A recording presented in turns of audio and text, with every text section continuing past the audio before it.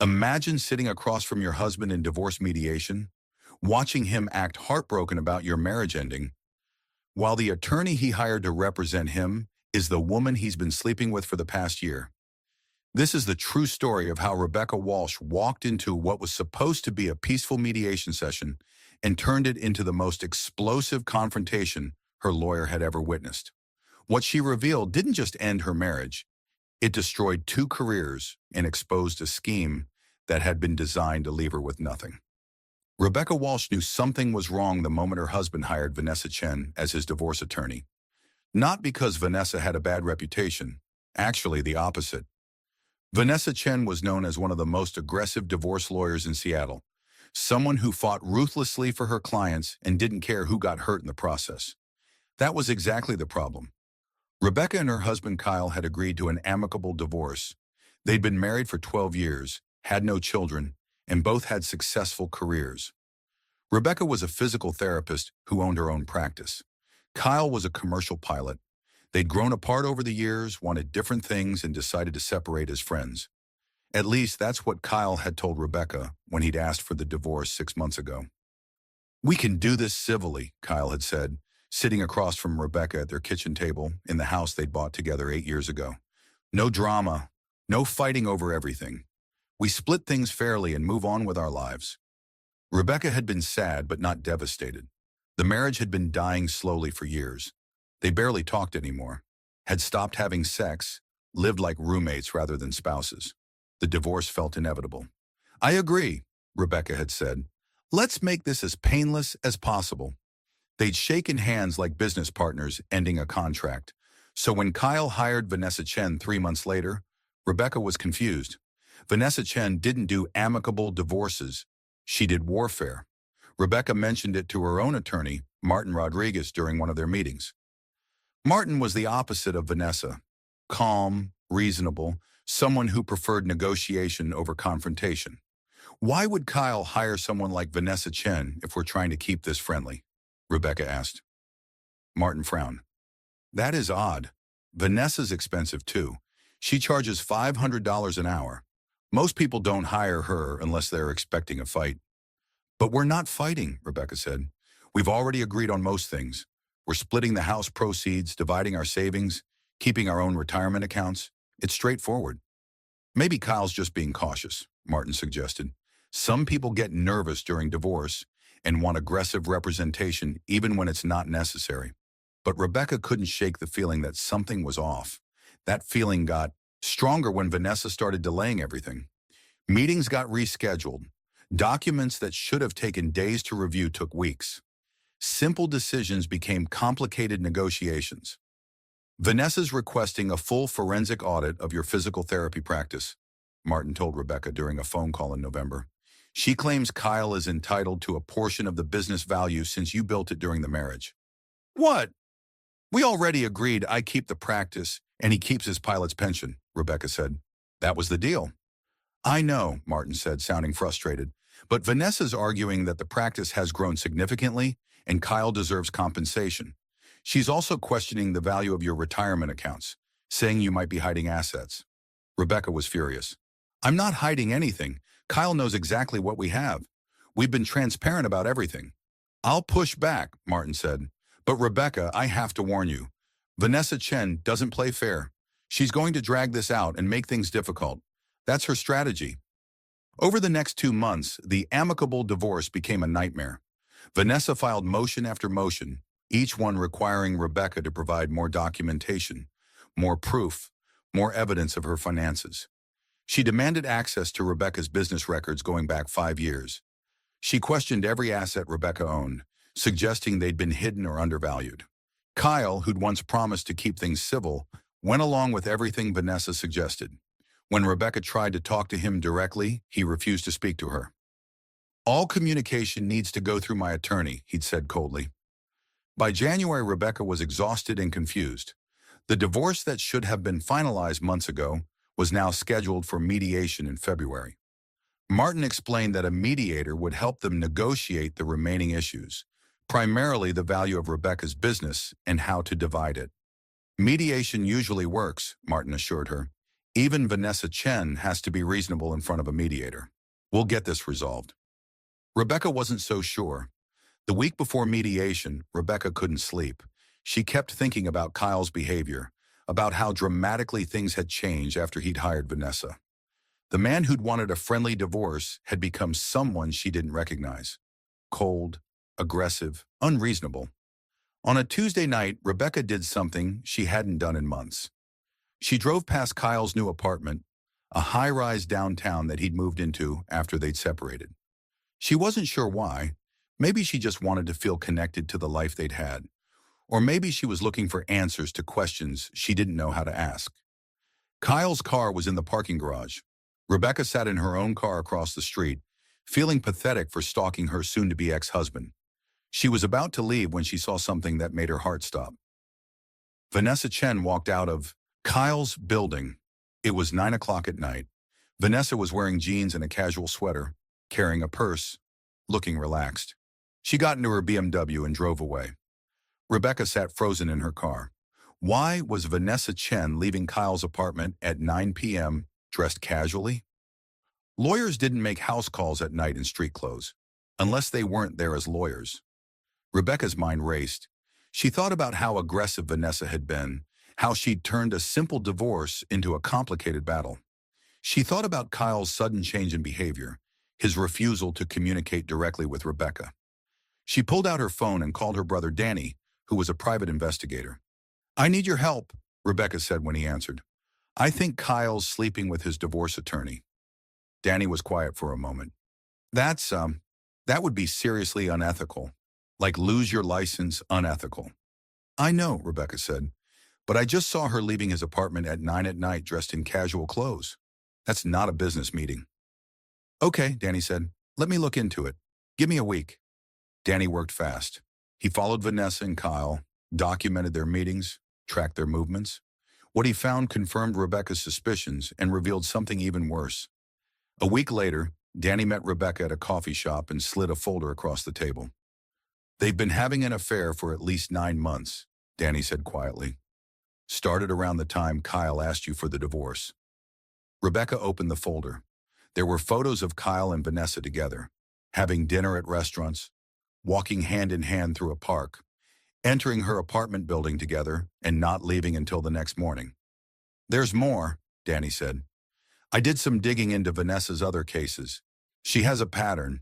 She targets men going through divorces, starts affairs with them, then represents them aggressively to maximize what they get from the settlement. She takes a percentage above her normal fee if she wins big." Rebecca felt sick. So this whole thing, the delays, the aggressive tactics, trying to devalue my business, it's all been a scheme? "Looks like it," Danny said. "Kyle's been working with Vanessa to hide assets and minimize what you get.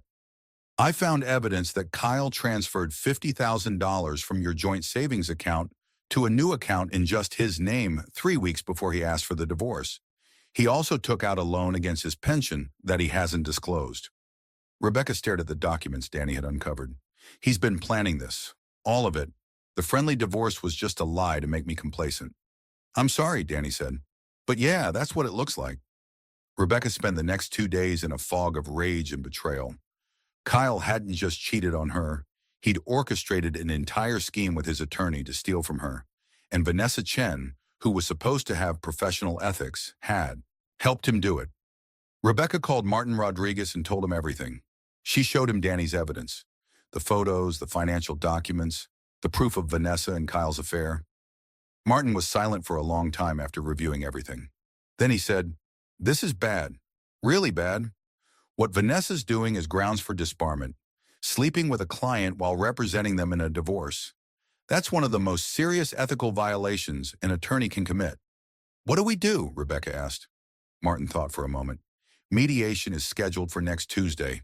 We could file a complaint with the Bar Association now, get Vanessa removed from the case, and Kyle would have to get a new attorney." "No," Rebecca said. "I want to confront them, both of them. I want them to know that I know, and I want witnesses." Martin raised his eyebrows. "You want to expose them at mediation?" "Yes," Rebecca said. "I want the mediator to see what they've been doing. I want it on the record. Then we file the bar complaint." Martin smiled slowly. That's risky, but it would definitely make an impact. Set it up, Rebecca said.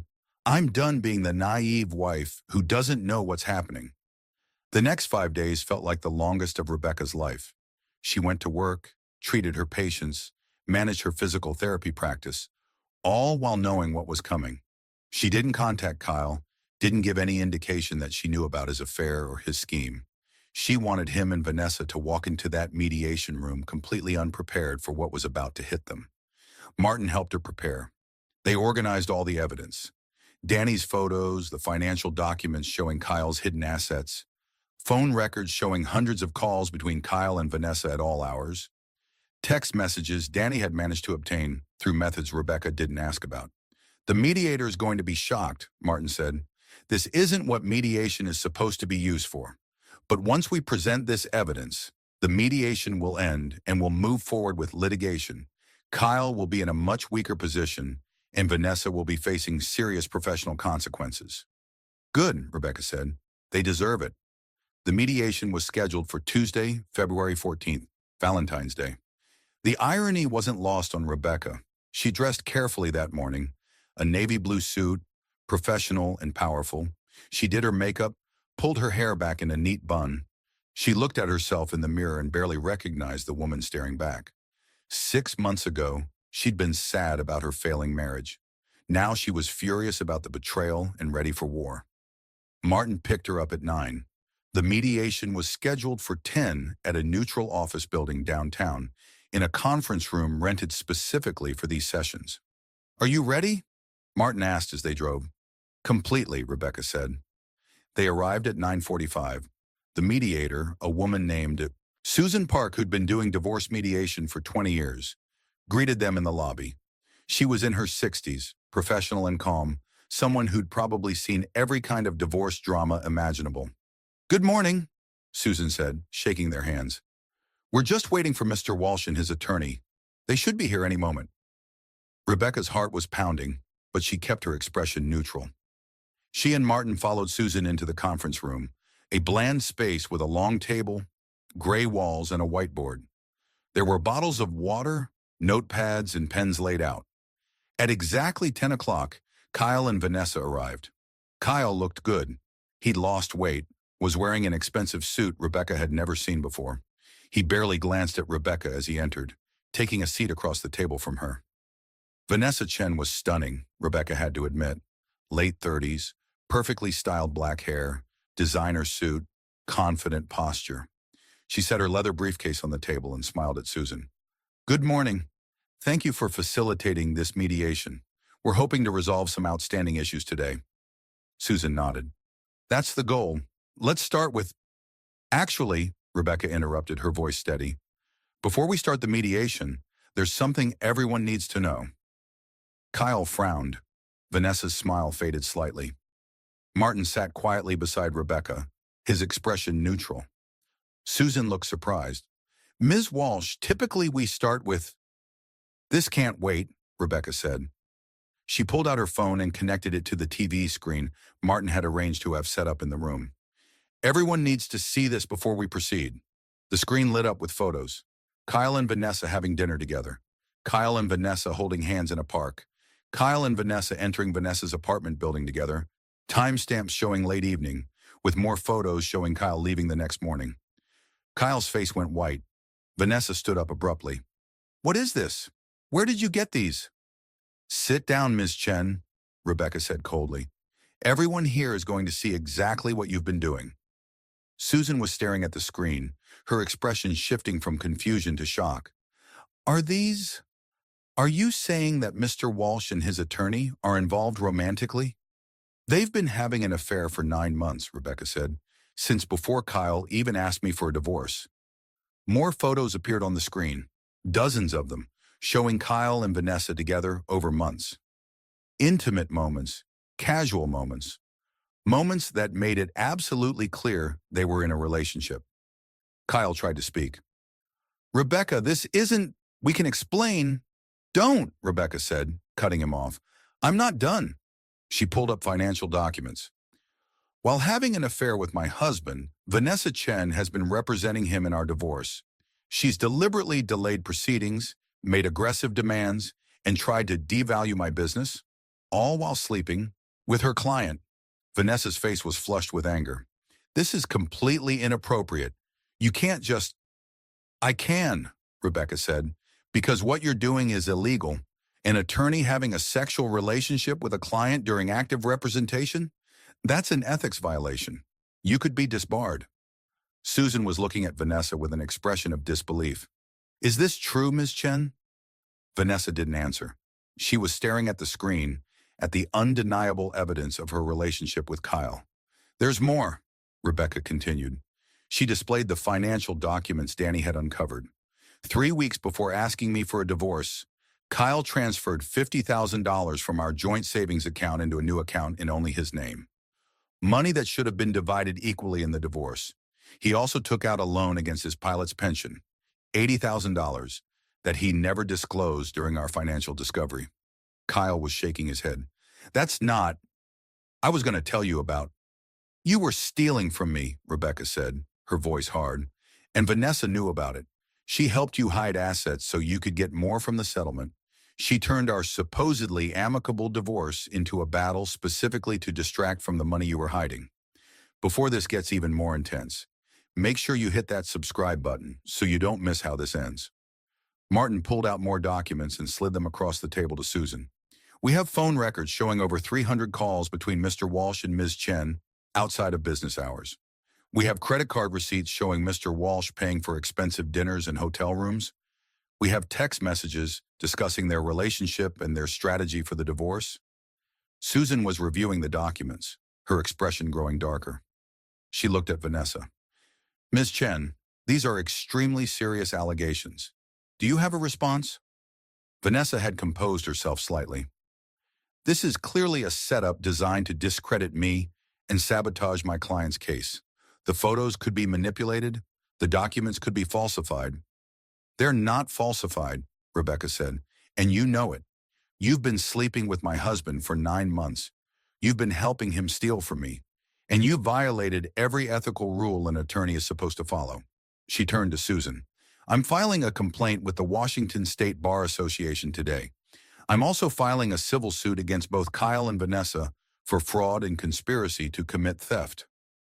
Kyle found his voice, and it came out desperate. Rebecca, please. We can work this out. We don't need to. Work this out? Rebecca's voice rose for the first time. You asked me for a divorce claiming you wanted to stay friends. You said we'd keep things civil and fair. And the whole time, you were planning to screw me over with your attorney girlfriend. I do care about you, Kyle said weakly. The affair just happened. It wasn't planned. Bullshit, Rebecca said. You transferred money 3 weeks before asking for a divorce. You hid assets. You hired the most aggressive attorney in Seattle and started sleeping with her. This was all planned, Kyle. You're just angry you got caught. Vanessa tried one more time. Ms. Walsh, these accusations are defamatory. I've done nothing but provide zealous representation for my client. You slept with your client, Rebecca said. During active divorce proceedings, you can deny it all you want, but I have hundreds of photos, phone records, witnesses who've seen you together. The Bar Association is going to have all of it. Susan held up her hand. This mediation is over. I cannot continue under these circumstances. She looked at Vanessa. Ms. Chen, I'll be filing my own report with the Bar Association about what I've witnessed here today. What you've allegedly done is one of the most serious violations of legal ethics I've encountered in 20 years of mediation. Vanessa grabbed her briefcase. I don't have to listen to this. She looked at Kyle. Don't say anything else. We're leaving. But Kyle didn't move. He was staring at Rebecca with an expression that might have been regret or might have been fear of the consequences coming his way. You destroyed our marriage for money, Rebecca said quietly. That's all this was about. You didn't fall out of love with me. You just decided you'd rather have all our assets than share them. That's not true, Kyle said, but his voice had no conviction. Rebecca stood up. Martin, let's go. We're filing everything today. As she walked toward the door, Vanessa stepped in front of her. You're going to regret this. I'm an excellent attorney. I'll fight you on everything. With what license? Rebecca asked. By the time I'm done, you won't be practicing law in this state. She walked past Vanessa and out of the conference room. Martin followed, carrying his briefcase full of evidence. In the hallway, Rebecca finally allowed herself to feel the emotions she'd been holding back. Her hands were shaking, her heart racing, but she'd done it. She'd confronted them, exposed them, made sure the truth came out in front of a witness who could corroborate everything. "That was incredible," Martin said, pressing the elevator button. "I've never seen anything like that in my entire career." "Did we get everything we needed?" Rebecca asked. "More than enough," Martin confirmed. "Susan's testimony alone will be damaging, and with all the evidence we have, both Kyle and Vanessa are going to face serious consequences." The elevator arrived and they stepped in. As the doors closed, Rebecca caught one last glimpse of the conference room. Kyle was sitting with his head in his hands. Vanessa was on her phone, probably already calling her own attorney. Their scheme had fallen apart in less than 30 minutes. The next few weeks were chaos. Rebecca filed her complaint with the Washington State Bar Association, providing every piece of evidence Danny had gathered. The Bar Association launched an immediate investigation into Vanessa Chen. Within days, the story leaked to the legal community. Attorneys talked, word spread, and soon everyone in Seattle's family law circles knew that Vanessa Chen had been sleeping with a client during active divorce proceedings. 3 of Vanessa's other clients filed complaints, claiming she'd behaved inappropriately with them as well. The investigation expanded, revealing a pattern of Vanessa targeting vulnerable men going through divorces, starting relationships with them, and then representing them aggressively while taking cuts of their settlement money. Vanessa was suspended from practicing law within a month, pending the outcome of the full investigation.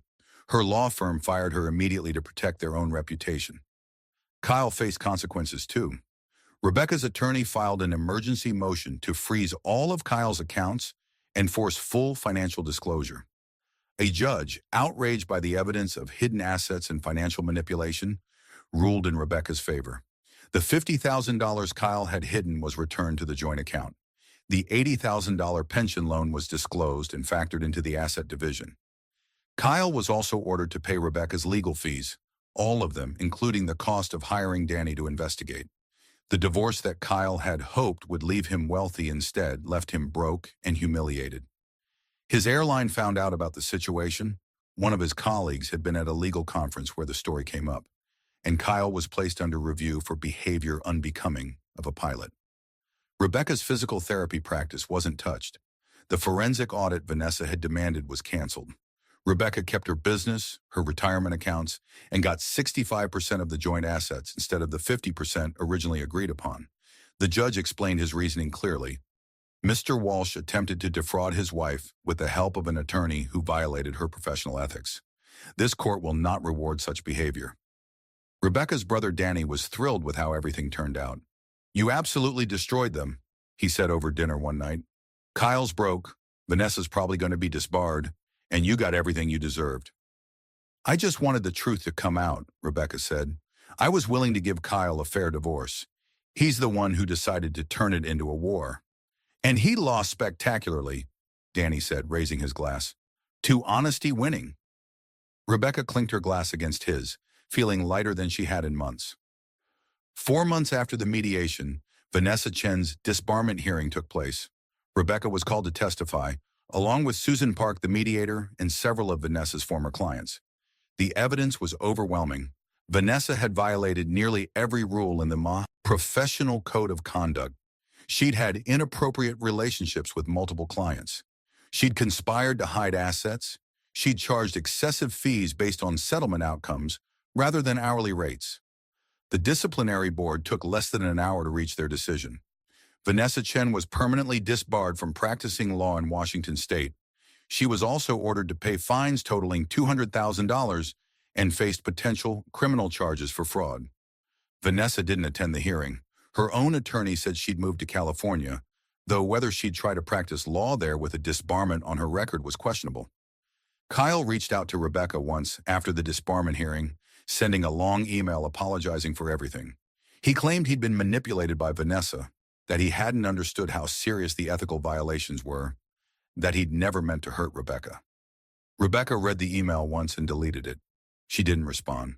There was nothing Kyle could say that would change what he'd done or repair the trust he'd destroyed. 6 months after the explosive mediation session, Rebecca's divorce was finally finalized.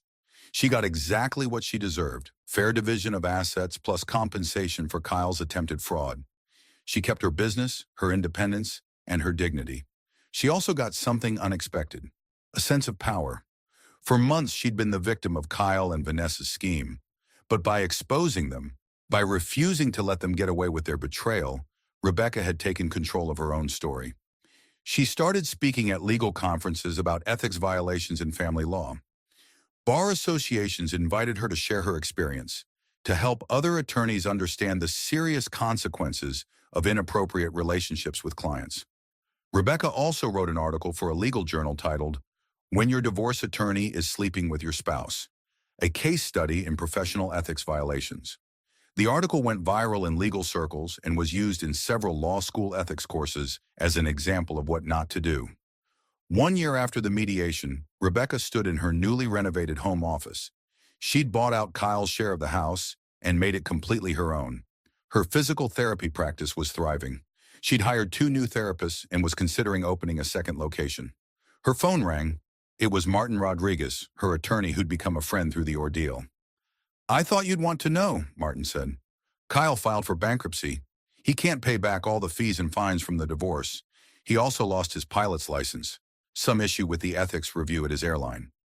Rebecca felt a moment of sympathy, then it passed. Kyle had made his choices. He'd gambled that he could cheat the system with Vanessa's help, and he'd lost everything. "Thanks for letting me know," Rebecca said. "How are you doing?" Martin asked. "Really?" Rebecca looked around her. Home office, at the business she'd built, at the life she'd reconstructed. "I'm good," she said. "Really good." And she was. The betrayal had been devastating, but surviving it and fighting back had made Rebecca stronger than she'd ever been.